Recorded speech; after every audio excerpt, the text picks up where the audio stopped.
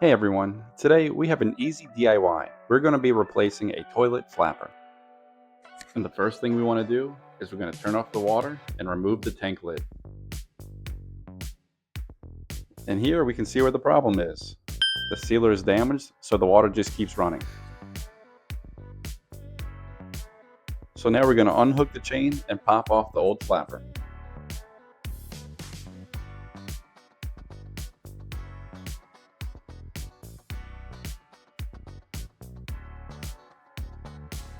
Now it's time to put our new flapper in place.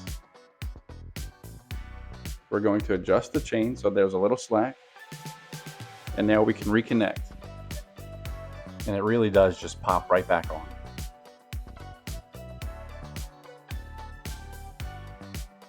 Now that everything is in place, we can turn the water back on, let the tank fill up, and give it a test flush. And there you go, no more running water. Good as new. Thanks for watching, and I'll see you in the next one.